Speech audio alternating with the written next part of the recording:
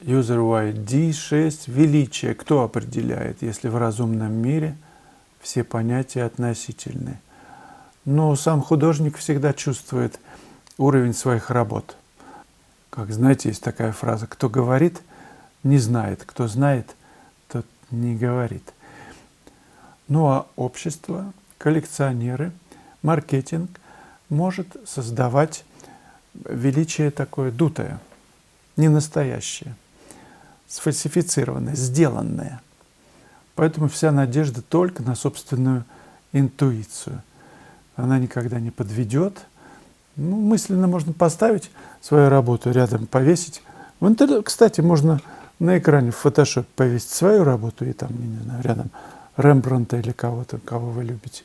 И так просто честно, беспристрастно сравнить и сказать себе: ну как, ты готов повеситься рядом с работой Рембрандта?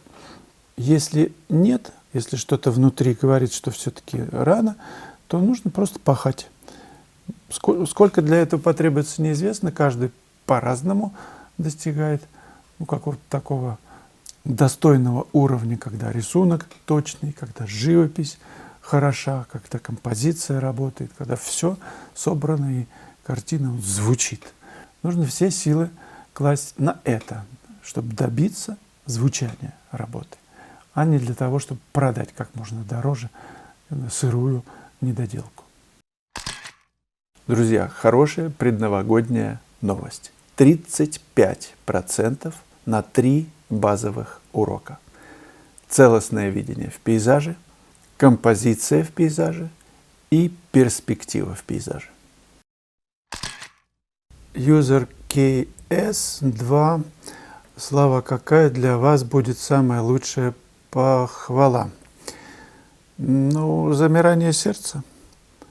Если у меня замирает сердце, когда я пишу, то если я вижу в глазах, это может быть выражено в глазах, просто ах, или там слезинка упала. Было такое, что одна девушка приходила на выставку в ЦДХ и выставляла работы.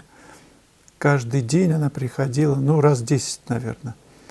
И ходит все время молча, в течение часа или полутора. А потом я подошел, увидел, она плачет.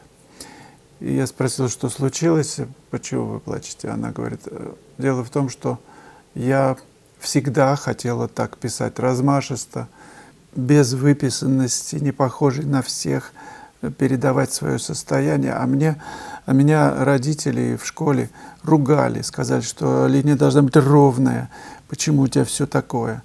А я хотела. И они меня били по рукам, не давали выразить себя. Задушен был вот этот порыв детский, потом юношеский. Она сейчас, в это время, глядя на мои работы, поняла, как не нужно бояться, никого не нужно слушать. Ребенок, что делать? Мы, конечно, с вами понимаем, как нужно поддерживать детей в любых их начинаниях. И любая какая-то школа в возрасте, когда ребенку нужно вообще пробовать материалы, шалить, выражать себя, может испортить такая школа его порывы. Лучшая похвала – это замирание сердца. Вообще живопись – это о молчании. Мне не нужны никакие слова. Я это увижу в глазах. Есть резонанс или нет его. Есть еще одна похвала – это ваши работы. Я имею в виду тех, кто у меня занимается. Ваши работы. Если у вас происходит прорыв, понимание – это лучшая похвала. Так что давайте заниматься, если есть возможность. Все отпущенное время нам на Земле нужно идти на вершину мастерства. Я, безусловно, отношу это прежде всего к себе, потому что каждая новая работа – это для меня вызов. Иногда она стоит, как сейчас на мольберте, уже 2 недели. Я хожу и думаю, вот как? Вот она еще не звучит. Но ведь ты же не знаешь, что нужно сделать, чтобы она зазвучала. Какую ноту нужно нажать на рояле, чтобы это было ах? У Паваротти был си бемоль. А здесь что? Всегда прыжок в неведомое. Тем и интересна живопись. Ты всегда на пороге открытий. Каждая новая работа побуждает тебя к открытиям. В прошлом видео я показал натюрморты, которые пишу. И спасибо вам за комментарии. Я увидел, насколько важно для меня показывать свои работы. И я вижу у вас отклик. Вася Иванов. Натюрморт пишут для того, чтобы понять и научиться смешивать краски. Смешение красок – главная трудность в качественной живописи. На мой взгляд, Вася, самое трудное – это видеть. Смешивание красок потом. Вот если ты не заметил что-то, не сравнил, не увидел разницу, то что ты будешь смешивать? Первое – это заметить, понять, как устроен вот мотив, на который ты смотришь, что из него извлечь, как из него, из простого мотива извлечь музыку. Если возникает некое предощущение, волна такая, понимание, то замес будет результатом этого понимания, как я понимаю, извините. Так вот, натюрморт – это произведение искусства для меня. Это не для того я пишу натюрморт, чтобы смешивать краски, научиться. Любая работа, пейзаж, натюрморт, портрет любого жанра – это некая сгусток, сгущенная энергия в виде, в данном случае, живописного полотна. Это может быть и строки, поэзия, музыка и так далее. Это сгусток энергии, автора. Это его, в конце концов, благодарность миру, что он живет, что он видит, что он чувствует, что он сопереживает, переживает. И натюрморт – это тоже переживание художника. Это предметный мир, все понятно.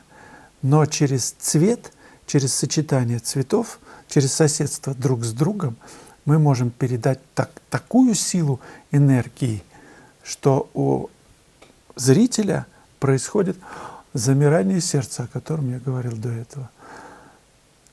А что это такое? Это значит, что ты почувствовал некое касание чего-то более тонкого, чем ты о себе думаешь. И это тонкое, чему названия нет, тебя делает более любящим, более открытым, более чувствующим мир, красоту мира. Друзья, я готовлю продолжение акции, и в ближайшее время будут еще новогодние подарки. Речь о моей школе, об уроках.